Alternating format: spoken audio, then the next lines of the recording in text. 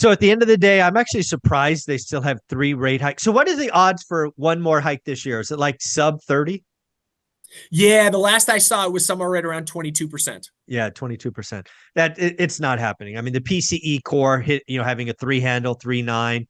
We do get a jobs number on Friday. I don't know if you've seen the expectations, but I have them. The expectations are 150,000, and they expect the unemployment rate to tick down to 3.6.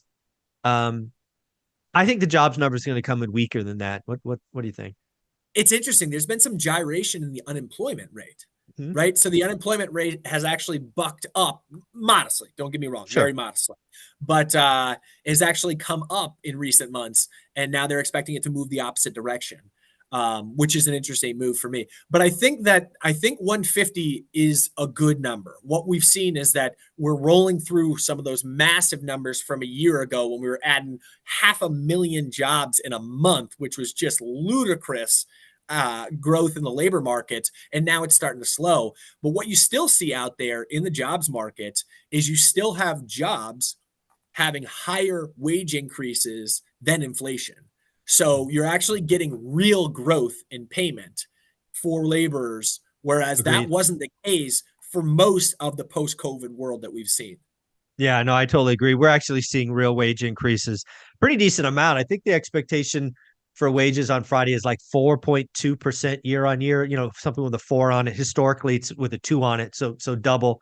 But a lot of that, frankly, is makeup for, negative real wage growth the last 2 years, which has just been horrible. So Fair. Yeah. As inflation ripped in 2021, obviously we did not keep up. 2022, pardon me. As inflation ripped in 2022, we did not keep up with wage growth by any stretch. yeah, yeah.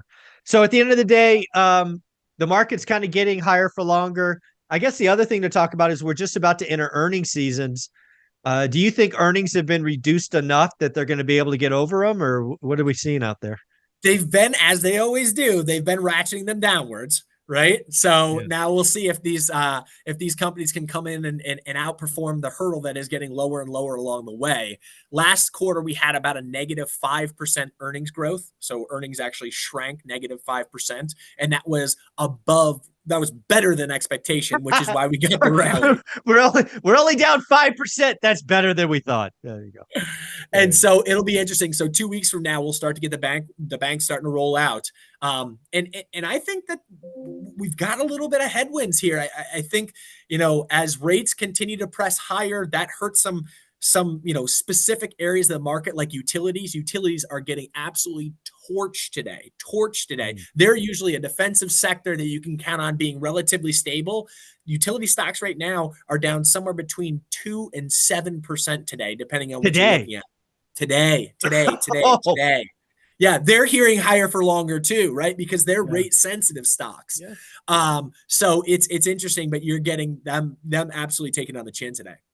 Wow. Very, very cool. Well, I know you put out a lot of great daily stuff on your Instagram page. What is it? How can people follow you? Yeah, thanks so much. So check us out at Life Goal Investments, at Life Goal Investments. Awesome, buddy.